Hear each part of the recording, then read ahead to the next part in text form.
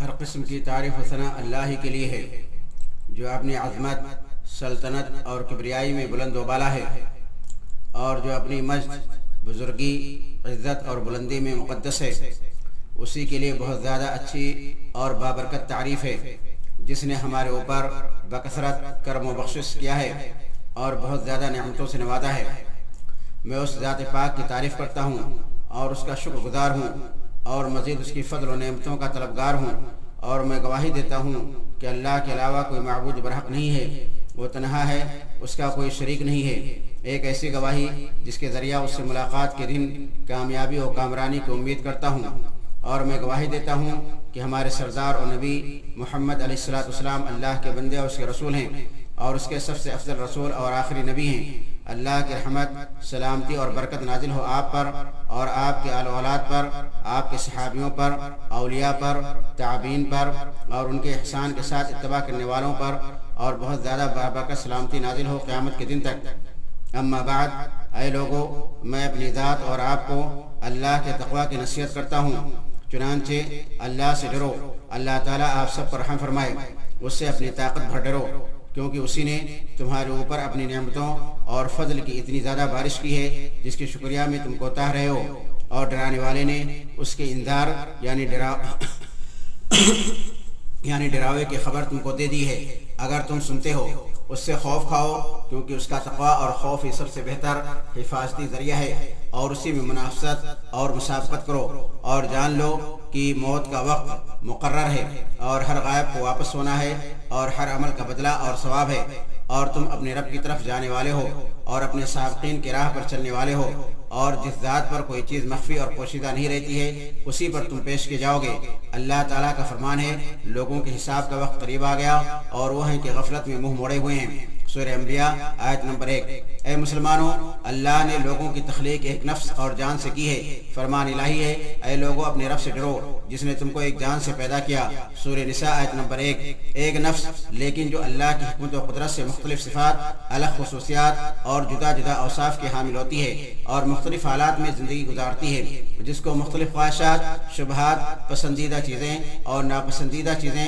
اپنی جانب کھینچتی ہیں۔ ارشاد خداوندی ہے، اور نفس انسانی اور اس ذات کی قسم جس نے اسے ہموار کیا، پھر اس کی بدی اور اس کی پرہیزی اس پر الہام کر دی۔ یقیناً فلاح پا گیا وہ جس نے نفس کا تزکیہ کیا، اور نامراد ہوا وہ جس نے اس کو دبا دیا۔ سورہ شمس آیت نمبر 7 سے لے کر 10 تک۔ اور ایک دوسری جگہ ہے، کیا ہم نے اسے 2 آنکھیں، ایک زبان اور 2 ہونٹ نہیں دیے، اور نیکی و بدی کے دونوں نمایاں راستے اسے نہیں دکھا دیے۔ سورہ بلد آیت نمبر 8 سے لے کر 10 تک۔ اور یقینی طور پر قرآن کریم نے اس انسانی نفس پر مکمل توجہ دی ہے، کیونکہ انسان ہی ایک مکلف مخلوق ہے، اور وہ ہدایت، ارشاد اور اصلاح کا مطلوب و مقصود ہے۔ اور جس کا سینہ اللہ نے اسلام کے لیے کھول دیا اور اس کا دل ایمان سے معمور اور آباد کر دیا، تو اس کا نفس مطمئن ہو گیا، اس کی طبیعت سکون و چین والی ہو گئی، اور اس کے اوپر اطمینان و سکون نازل ہوا، اور اس کا دل رضامندی سے پر ہو گیا۔ ارشاد خداوندی ہے کہ وہی وہ ذات ہے جس نے مسلمانوں کے دلوں میں سکون اور اطمینان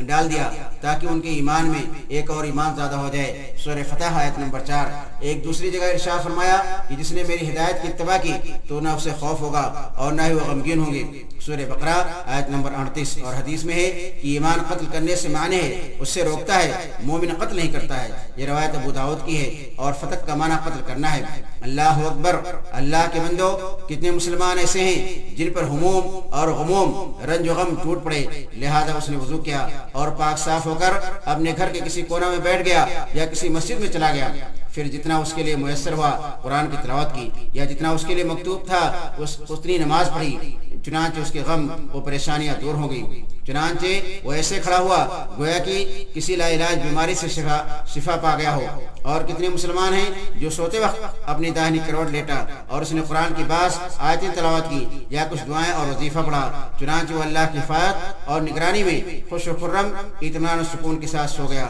اور کتنے ایسے مسلمان ہیں جن کو کوئی بے چینی اور پریشانی لاحق ہوئی یا وحشت اور ڈر کا شکار ہوا، چنانچہ اس نے اپنے رب کی کتاب کی آیتوں سے انسیت حاصل کی، لہذا اس نے اس کو بہت ہی بہتر مونس اور بہت ہی اچھا ہم نشین پایا۔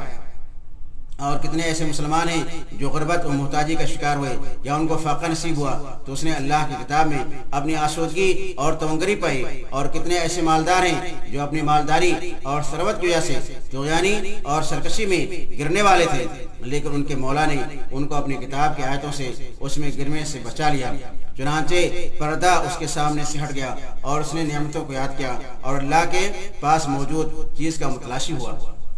جان لیجئے کہ نیک، صالح، اچھے، بھلائی کرنے والے اور مسجدوں کی طرف چلنے والے ہی اللہ کے ذکر و اذکار سے مطمئن ہوتے ہیں، اور ایسے ہی لوگ زندگی کی پریشانیوں، مصیبتوں اور اس کی تبدیلیوں کو زیادہ جھیلنے والے اور برداشت کرنے والے ہوتے ہیں۔ تبدیلیاں ان کے اطمینان و سکون کو غارت نہیں کرتی ہیں، اور زندگی کو مقدر کر دینے والی چیزیں ان کے سکون و چین کو چھینتی نہیں ہیں۔ اے مسلمانوں، ایمان اور صلاح والوں کی یہ حالت ہوتی ہے جبکہ آج کل لاکھوں اور کروڑوں انسان عذاب میں مبتلا ہیں، وہ اسپتالوں اور شفا خانوں کا چکر لگا رہے ہیں، دافع درد اور خواب اور گولیوں کے پیچھے بھاگ رہے ہیں، کتابوں، مضامین اور اخبار کا مطالعہ کر رہے ہیں۔ ان کو پریشانی اور بے چینی نے بے چین کر رکھا ہے، ان کی نفسوں سے امن و چین غائب ہے، موت سے گھبرائے ہوئے ہیں، ناکامی کا ڈر ہے، فقر و فاقہ سے گھبراہٹ ہے، بیماری وغیرہ کا خوف ہے جو کہ تقدیر کے تحت ہر مخلوق پر جاری ہوتا ہے۔ برادران اسلام، جان لیجئے کہ قلق یعنی بے چینی، پریشانی اور گھبراہٹ اللہ سبحانہ وتعالیٰ آپ کی حفاظت فرمائے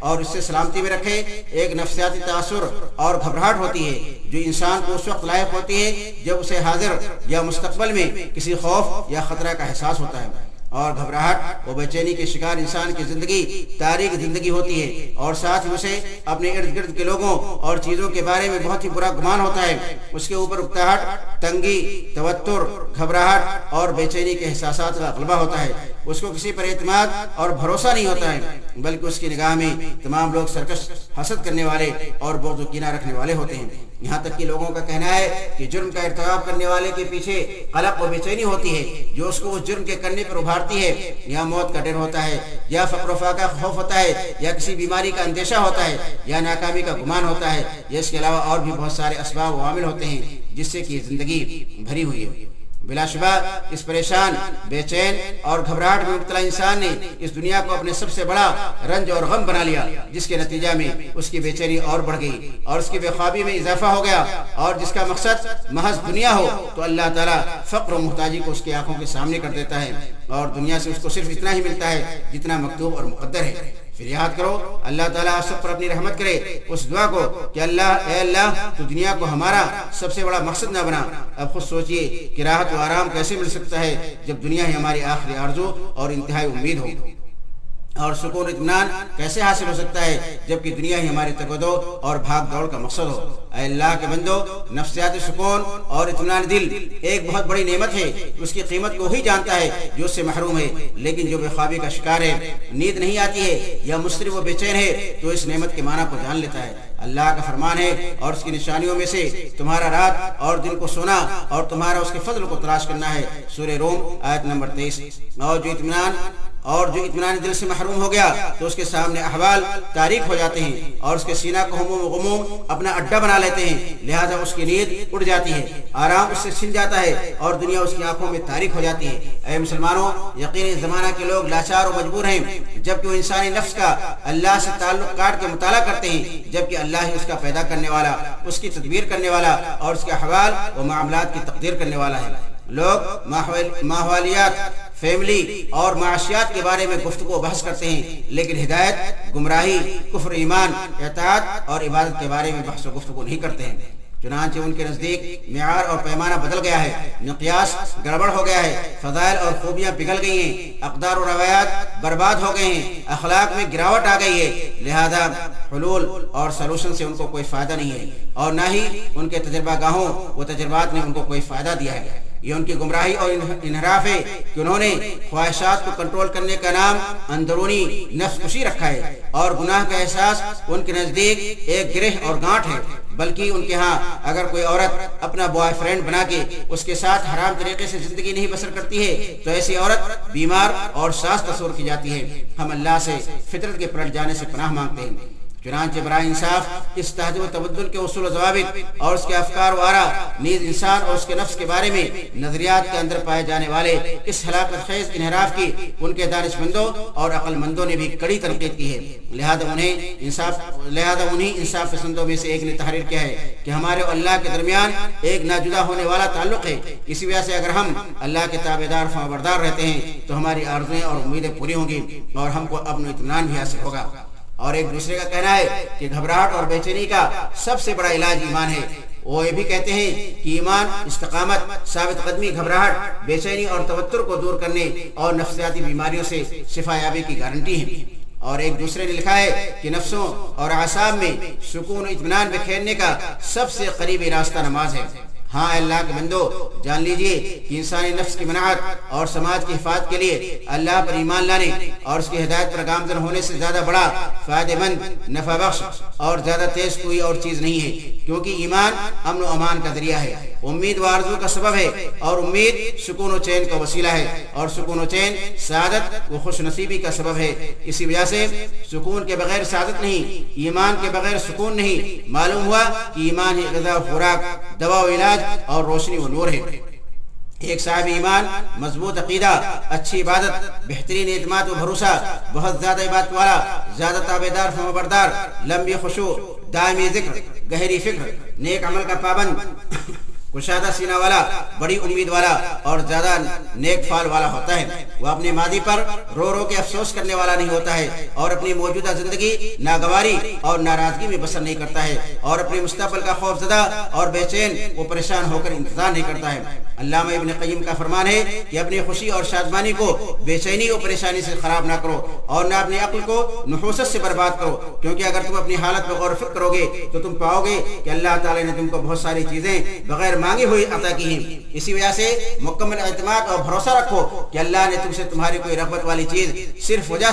اسی وجہ سے روکی ہے کہ اس میں تمہارے لیے ضرور بضرور کوئی خیر و بھلائی ہے جس سے تم ناواقف ہو۔ اے میرے حبیبوں کی جماعت، ایک مومن اللہ کی تقدیر اور اس کے قدر پر ایمان رکھتا ہے، لہذا جو اللہ چاہتا وہی ہوتا ہے اور جو نہیں چاہتا وہ نہیں ہوتا ہے۔ فرمان الہی ہے، کوئی مصیبت ایسی نہیں ہے جو زمین میں یا تمہارے اپنے نفس پر نازل ہوتی ہو اور ہم نے اس کو پیدا کرنے سے پہلے ایک کتاب یعنی نوشت تقدیر میں لکھ نہ رکھا ہو۔ بلا شبہ ایسا کرنا اللہ کے لیے بہت آسان ہے۔ یہ سب کچھ اس لیے ہے تاکہ جو کچھ بھی نقصان تمہیں ہو اس پر تم دل شکستہ نہ ہو، اور جو کچھ اللہ تمہیں عطا فرمائے اس پر پھول نہ جاؤ، اور اللہ ہر اترانے والے شیخ خوروں کو پسند نہیں کرتا ہے۔ سورہ حدید آیت نمبر 23۔ اور اللہ ہی روزی دینے والا ہے، اور اللہ کی روزی کسی حریص و لالچی کے تمام حرص سے نہ آتی ہے، اور نہ ہی وہ کسی بے رغبت اور نہ چاہنے والے کے عدم رغبت و کراہیت سے جاتی ہے۔ اور ایک مسلمان روزی کے بارے میں اللہ پر توکل رکھتا ہے اور ساتھ ہی اسباب بھی اختیار کرتا ہے، اس کا سہارا لیتا ہے۔ ارشاد ربانی ہے، اور آسمانی میں تمہاری روزی ہے اور وہ چیز بھی جس کا تم سے وعدہ کیا جا رہا ہے، بس قسم ہے آسمان اور زمین کے رب کی، یہ بالکل برحق ہے اور ایسا ہی ہے جیسا کہ تم باتیں کرتے ہو۔ سورہ حدید آیت نمبر 23۔ بنابراین اللہ سے ڈرو اور روزی طلب کرنے میں اعتدال سے کام لو، کیونکہ کوئی بھی نفس اور روح اپنی مکمل روزی اور وقت مقرر کے بغیر وفات نہیں پائے گی۔ یہ روایت ابن ماجہ کی ہے۔ ایک مومن اپنی زندگی بسر کرتا ہے اس حالت میں کہ اللہ کا ذکر اس کی علامت اور نشانی ہوتی ہے اور اللہ پر توکل و بھروسہ اس کا استر ہوتا ہے، اور جو لذت اللہ کے ذکر میں ہے وہ اور کسی چیز میں نہیں ہے۔ اور تعجب ہے کہ غم کا مارا شخص یا لا الہ الا اللہ الا انت سبحانک کیسے بھول جاتا ہے۔ اور امام جعفر صادق سے مروی ہے کہ انہوں نے فرمایا کہ مجھے اس پر تعجب ہے جس کو کوئی غم و مصیبت لاحق ہو اور اس نے اللہ کا قول لا الہ الا انت سبحانک انی کنت من الظالمین نہیں پڑھا، جو کہ مچھلی والے نبی کی دعا ہے، کیونکہ میں نے سنا ہے کہ اللہ نے اس کے بعد فرمایا ہے کہ ہم نے اس کی دعا قبول کی اور غم سے اس کو نجات بخشی، اور اسی طرح ہم مومنوں کو نجات دیتے ہیں۔ سورہ انبیاء آیت نمبر 88۔ اور مجھے تعجب ہے اس شخص پر جو غم و رنج کا شکار ہوا لیکن وہ اللہ کے قول حسبنا اللہ و نعم الوکیل کی طرف متوجہ نہیں ہوا، کیونکہ میں نے اللہ کو یہ کہتے ہوئے سنا ہے کہ نتیجہ یہ ہوا کہ لوگ اللہ کی نعمت اور فضل کے ساتھ لوٹے اور ان کو کسی قسم کا ضرر بھی نہ پہنچا۔ سورہ آل عمران آیت نمبر 174۔ اور مجھے تعجب ہے اس شخص پر جس کو سازشوں نے گھیر لیا لیکن اس کا دھیان اللہ تعالیٰ کے قول وفوض امری الی اللہ کی طرف نہیں گیا، کیونکہ میں نے اس کے بعد اللہ کو یہ کہتے ہوئے سنا ہے کہ اللہ نے اس کو ان لوگوں کی مکر و سازش کی برائیوں سے محفوظ رکھا۔ سورہ مومن آیت نمبر 45۔ اور اس کی تصدیق کرتی ہے اور مزید وضاحت کرتی ہے ہمارے نبی محمد علیہ السلام کی حدیث، جس میں آپ نے فرمایا کہ مچھلی والے کی دعا جب کہ اس نے اپنے رب کو مچھلی کے پیٹ کے اندر سے پکارا اور کہا لا الہ الا انت سبحانک انی کنت من الظالمین، اگر کوئی بھی مسلمان آدمی کسی بھی چیز کے بارے میں اس کے ذریعہ کبھی بھی دعا کرتا ہے تو اس کی دعا قبول ہوگی۔ اس کو امام احمد نے اپنی مسند میں اور ترمذی نے اپنے جامع میں روایت کیا ہے۔ اللہ کے بندو، اور ایک باریک اور دقیق نقطہ یہ ہے کہ مصیبت زدہ کی دعائیں اللہ سبحانہ تعالیٰ کی وحدانیت کو پوری کرنے سے مربوط ہوتی ہیں، جیسا کہ ہمارے نبی نے اپنی دعا میں فرمایا ہے کہ اللہ صرف تیری رحمت کی امید ہے، لہذا تو مجھے اپنے نفس کے پلک جھپکنے کے برابر بھی حوالہ نہ کرنا اور میری تمام حالات کی اصلاح کر دے، صرف تو ہی معبود برحق ہے۔ یہ روایت ابو داؤد کی ہے۔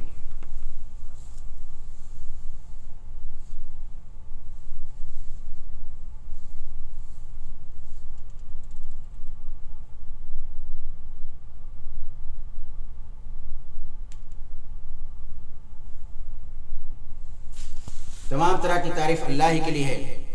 جو زمین اور آسمان کا خالق ہے اور امور میں فیصلہ کرنے کے لیے تمام مخلوقات کو قیامت کے دن جمع کرنے والا ہے،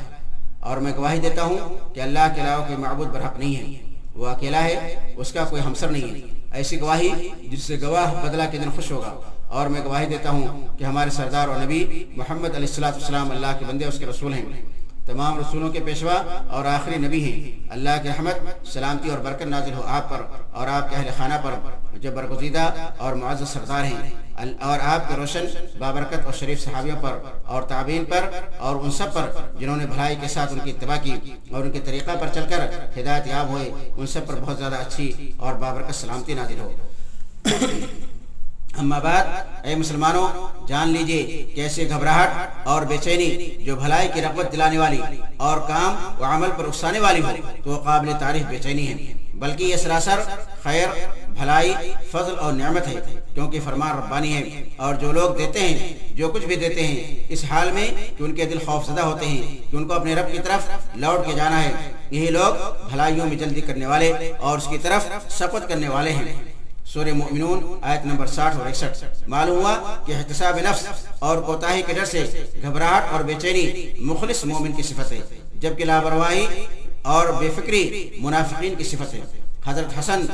رحمہ اللہ کا فرمان ہے کہ لوگوں میں سب سے اچھا و بہتر عمل ایک مومن کا ہوتا ہے، اور وہ لوگوں میں سب سے زیادہ ڈرنے والا ہوتا ہے، اور جب بھی کوئی مومن عبادت، نیکی اور پرہیزگاری میں بڑھتا ہے تو ساتھ اس کا خوف بھی بڑھتا ہے اور کہتا ہے کہ میں نجات نہیں پاؤں گا، کیونکہ اسے عدم قبولیت کا خوف ستاتا رہتا ہے۔ ایک مومن صرف اور صرف اللہ سبحانہ تعالیٰ سے ڈرتا ہے، اس کے علاوہ کسی اور سے نہیں ڈرتا ہے۔ وہ اس بات سے ڈرتا ہے کہ ہو سکتا ہے اس نے اللہ کے حق میں کوئی کمی اور کوتاہی کی ہو، یا اس کی کسی مخلوق پر زیادتی اور جارحیت کی ہو، جیسا کہ ابو الانبیاء یعنی تمام نبیوں کے والد حضرت ابراہیم علیہ السلام نے فرمایا